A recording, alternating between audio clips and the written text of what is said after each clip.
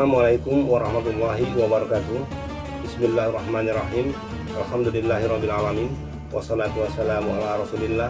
La haula wala quwata illa billah. Amma ba'du. Sahabat sekalian, berjumpa lagi kita pada Helai Hikmah ke-17 kali ini. Sebelumnya saya pribadi dan keluarga mengucapkan selamat menyambut Hari Raya Idul Adha. Dan bagi teman-teman yang berkemampuan untuk berkurban di tahun ini, semoga mendapatkan hikmah tauhid dan syariatnya. Amin ya rabbal alamin. Sahabat sekalian, dari sudut pandang cobaan rezeki, manusia itu terbagi menjadi 3 golongan. Pertama, golongan yang dicoba dengan kelebihan rezeki. Kedua, golongan yang berkecukupan. Dan golongan ketiga yang dicoba dengan kekurangan rezeki. Pada Helai Hikmah kali ini saya ingin mengajak teman-teman semua untuk memetik hikmah dari golongan orang-orang yang dilebihkan rezekinya, dengan fokus bahasan terkait berkurban. Sebagaimana sudah kita ketahui bersama, hujah dari syariat berkurban tersebut secara eksplisit ada pada surat Al-Kautsar ayat 2, Al-Hajj ayat 34, 36 dan 37, dan ayat-ayat yang menyinggung tentang berkurban ini adalah pada surat Al-Baqarah ayat 196, surah Ali Imran ayat 183, dan surah Al-Maidah ayat 2, 27, 90, dan Al-Fat ayat 25. Dari hujah ayat-ayat tersebut terdapat 2 poin penting yang harus dipahami. Yang pertama adalah poin ketauhidan, dan yang kedua poin syariat atau perintah. Sebagian kalangan muslim sangat antusias dalam syariatnya berkurban tersebut, mulai dari pengumpulan dana, pembelian dan pemilihan hewan kurbannya, penyelenggaraannya dan sebagainya. Demikianlah seharusnya, karena dari sudut pandang syariat, berkurban adalah perintah Allah yang wajib dipatuhi, terkhusus bagi yang berkemampuan, yaitu orang-orang yang dicoba Allah dengan kelebihan rezeki.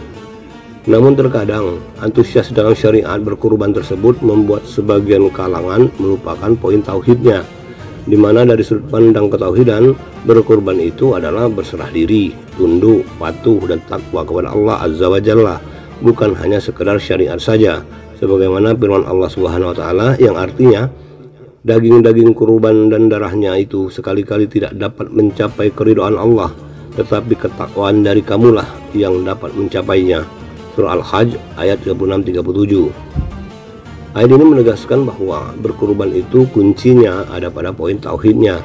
Sia-sialah syariat berkurban jika tanpa didahului pengamalan ketauhidan. Mirisnya adalah sebagian besar peserta kurban adalah orang-orang yang lalai.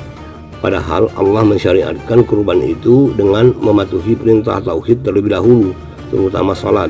Sebagaimana Allah Subhanahu wa taala berfirman, A'udzubillahi minasyaitonirrajim, fasholli lirabbika wanhar, yang artinya maka laksanakanlah salat karena Tuhanmu, dan berkurbanlah atau sebagai ibadah untuk mendekatkan diri kepada Allah.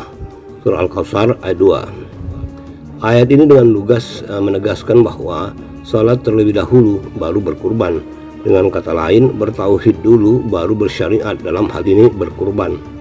Analogi untuk orang yang bersyariat tetapi lalai tauhid adalah seperti orang yang tidak pernah mandi tetapi dia memakai pakaian yang dibagus-baguskan.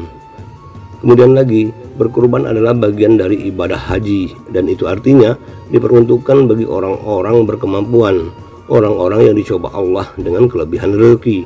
Dan berkurban adalah terkait erat dengan rezeki lebih dan kecintaan terhadapnya. Ketika Allah lebihkan rezeki kita, maka itu artinya ada sebagian yang wajib dikeluarkan. Dan kewajiban berkurban bagi orang-orang yang berkemampuan adalah kebijaksanaan Allah terhadap orang-orang tersebut dengan keharusan berkurban. Asbab sifat manusia itu ketika dia berharta, maka dia akan condong kepada kekikiran. Dengan berkurban, Allah bermaksud menyempurnakan harta yang ada pada mereka. Maka dari itu pada surah Al-Hajj ayat 34 difirmankan, yang artinya supaya mereka menyebut nama Allah terhadap binatang ternak yang telah direzekikan Allah kepada mereka. Dengan demikian, hikmahnya adalah semakin berkemampuan seseorang dari sisi rezeki dan harta, maka semakin butuhlah dia akan penyelamatan dari Allah Subhanahu wa taala. Dengan kata lain, jangan berbangga-bangga ketika dimampukan berkurban setiap tahunnya, karena sesungguhnya harta itu selalu menggiring manusia untuk meniti jalan ke neraka. Bagi yang berkelebihan harta, Seyogyanya yang diamalkan itu bukan hanya berkurban, tetapi juga banyak-banyak beristighfar, memohon ampun kepada Allah, meminta kekuatan untuk melewati cobaan kelebihan harta tersebut, kemudian berinfak dan bersedekah, dan utamanya adalah didahului dengan ketakwaan. Jika kita memperhatikan eksistensi dari jajaran para nabi dan rasul yang jumlahnya ribuan, hanya ada satu orang nabi saja yang dicoba Allah dengan kekayaan, yaitu Nabi Sulaiman. Ini pesan teologinya adalah bahwa bagi kita insan biasa adalah tidak mudah untuk selamat di dunia ini ketika dicoba dengan kelebihan rezeki dan harta. Sahabat sekalian, pada ayat-ayat terkait kurban tersebut, binatang kurban dan darahnya adalah simbolik untuk harta dan kesenangan duniawi. Itu artinya kita diajarkan untuk memandang harta dan kesenangan duniawi itu seperti kita melihat binatang. Ketika harta dan kesenangan itu digenggam erat di genggaman kita, maka itu sama dengan bangkai binatang. Maka dari itu, daging kurban disyariatkan untuk dibagi-bagikan agar tidak sempat menjadi bangkai dan lebih bermanfaat. Jadi bagi teman-teman yang dicoba dengan kelebihan rezeki, maka ibadah kurban adalah seremonial saja. Berhujah kepada salah satu hadis, saya kutipkan kalimat penutup hadisnya, yaitu yang artinya, sesungguhnya darahnya akan sampai kepada Allah sebagai kurban dimanapun hewan itu disembelih sebelum darahnya sampai ke tanah, maka ikhlaskanlah menyembelihnya. Hadis riwayat Ibnu Majah dan Tirmizi. Kalimat yang berbunyi sebelum darahnya sampai ke tanah, maka ikhlaskanlah.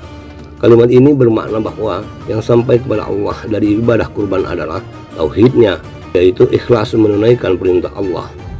Jadi semakin berharta kita, maka semakin terancamlah kita.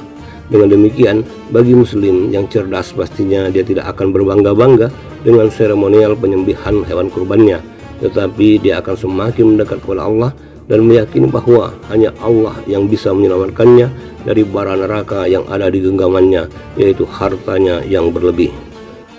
Sahabat sekalian, demikianlah live hikmah kita kali ini. Semoga membawa kebaikan yang banyak dan semoga Allah meridhoi. Amin ya rabbal alamin. Wassalamualaikum warahmatullahi wabarakatuh.